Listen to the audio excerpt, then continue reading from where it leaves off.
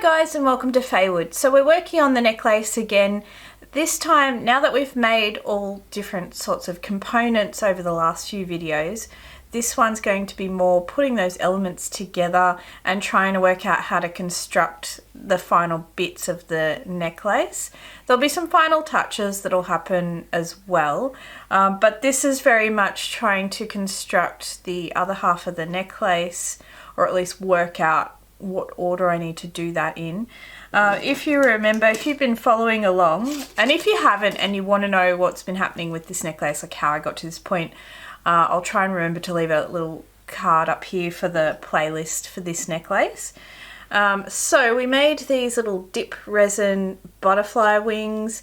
They are see-through somewhat. I don't think you can probably tell in the camera, but they're lovely when you hold them up to the light, because like this has just got a beautiful deep blue colour when you look through it, and then I've got, you know, purple as the base colour for the other ones. And as you would know if you watched that video, I used alcohol inks to paint them. Although I sort of feel like you could just do acrylic paint on it. I was originally doing the alcohol ink thinking maybe I'd get some interesting translucent shading happening. And I found I was more so wanting line work on it actually, so that the translucent parts were the dip resin. And then I used that 3D lacquer on top. The 3D lacquer to me was like key to make these strong, because they're pretty delicate. Like not if you put them down or whatever they're gonna break, but if you tried to pierce it, you'd pierce it pretty easily. That sort of delicate, whereas now it's not so. Like now I'm not concerned about it.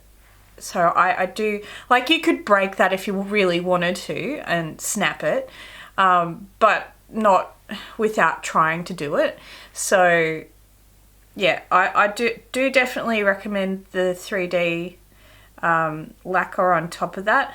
I could potentially put another layer on the back if I wanted to add another layer of hardness to it. I also think you could possibly use a UV resin. Now, I haven't played with UV resin at this point, but it is something I am planning to play with in the future. So I might give that a go on those if I make anything else in the future. I definitely enjoyed the resin, the dip resin. And then we've got these little mushrooms that still need to go into the necklace that were made in an earlier video. So I've got those on part of my necklace, and if you remember, I want the concept to be that there's mushrooms going all the way around the neck, like a mushroom ring. So the thought with this necklace is, because it's a fairy necklace, it's almost like you yourself are trapped in the fairy ring that's going around your neck. So I'll hold up, this is to remind you guys the side of the necklace that is just about done. We now have our sprig of vines to go at the base, attached with wire, so that'll be sewn in. What I'll probably do is put another layer of, well, no, not probably, definitely I'm going to do this, because like there's so much wire happening here. I'm going to put another layer of lacy stiff stuff on the back before any other backing. That just helps give a nice smooth surface, because, you know, look, you can make the wire quite flat and you're not going to feel it a lot, but you might feel a little bit of sharpness possibly if you just put ultra suede on the back. You'll certainly see the bumps where the wire is if you don't put another layer, and it adds a bit of extra strength as well, because this has had, like, once you start working with lacy stiff stuff, it does become quite soft because you've just done that many stitches through it. So it's just over time, like anything, getting a little bit soft as you work with it.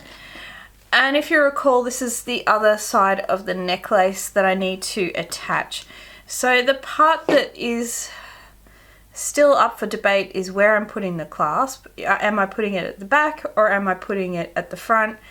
I have done the front in this type of necklace before, doing like a hook and eye type of thing.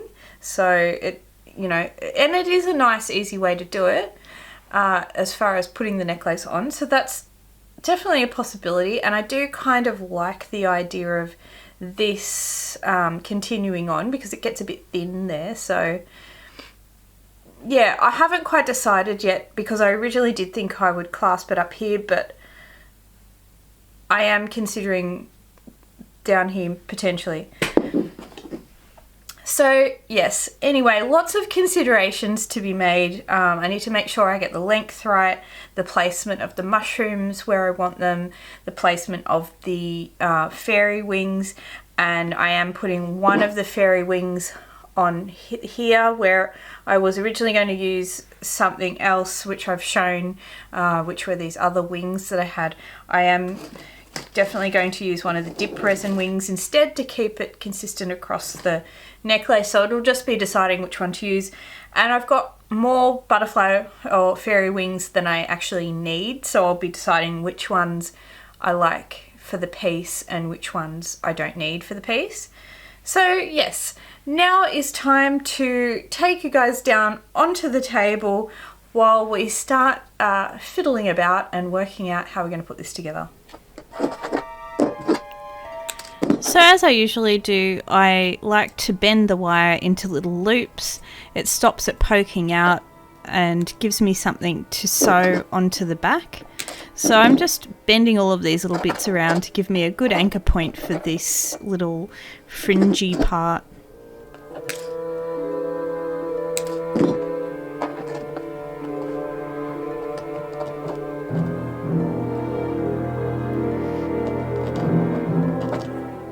And now I just sew it down with a bit of Nemo or whatever thread I'm using. Afterwards this will end up having glue on it, and I am going to put another piece of backing on this one, as I think I've mentioned, just to smooth it out a bit.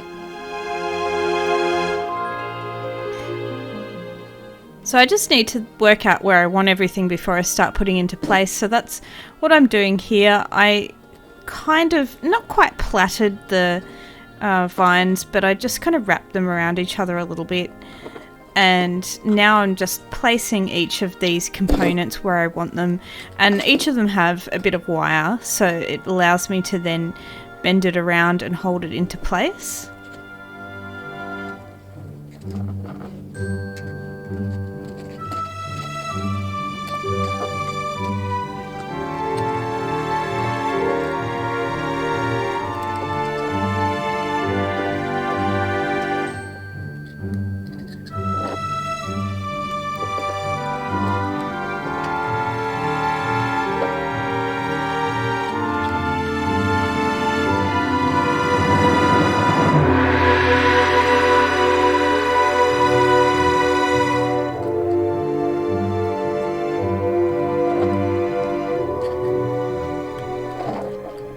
Once I had these where I wanted them, I then went in with some of my fibres again. So mostly I'm using wool fibres for this, and doing the silk fusion technique. So again, spraying it with that soapy water and then finishing it off with the medium.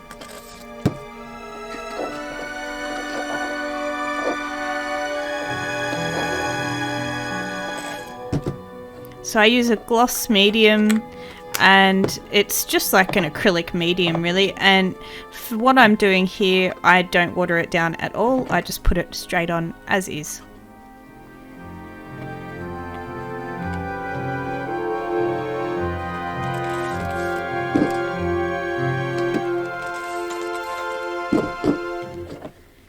So I think I mentioned as well, I wanted more of these darker colours in this, so I did start trying to pick some of the colours that I had. This, is it Leicestershire? I can't pronounce that. These wool locks that I have that are like a type of wool, I think, and they have a different kind of texture and a different colour, and yeah, they're quite nice to use in pieces.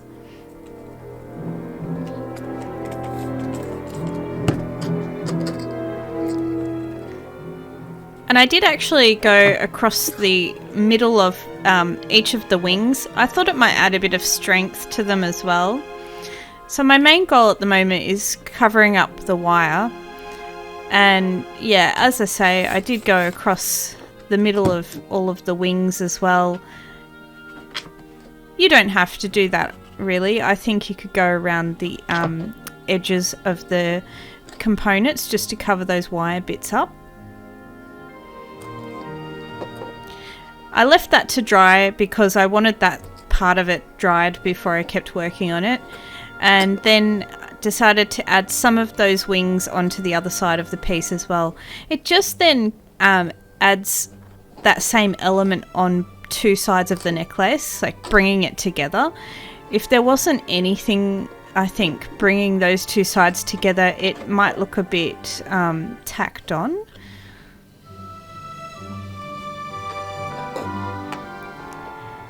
Same thing here. I did use my little awl to make a hole in the piece where I wanted the wings to go, and then curled that wire around and sewed them on.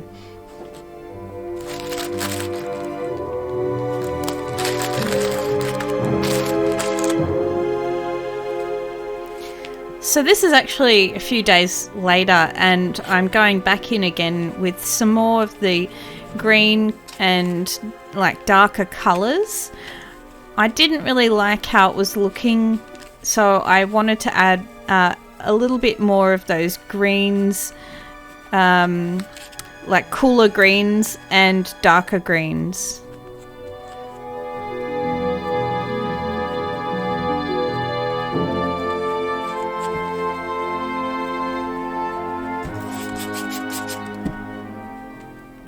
And in some cases I wrapped it around each individual piece, and in some I wrapped it around two pieces at once.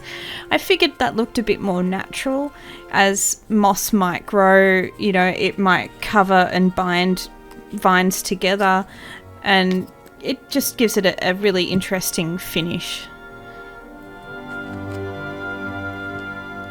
So again, to add some additional texture, I've gone in with these little wool nibs. They're great little texture pieces. I'm just using a dual bond PVA glue to put them on. Because I want this to be quite structural and everything, I'm not concerned about using something as thick as a PVA for this. If you were using this for something more like material, then you might not use the PVA glue.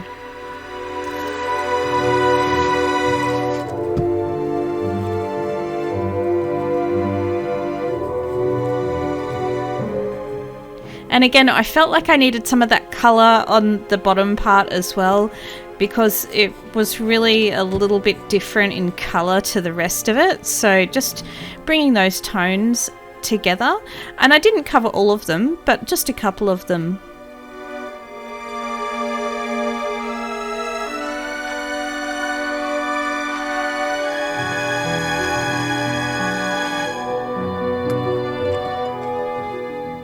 Some more little nibs. It just looks like little cute moss patches growing on things. And this is it for this part of the necklace. We'll be back to do more soon, so stay tuned for that, and I'll see you next time in Faewood. Bye guys.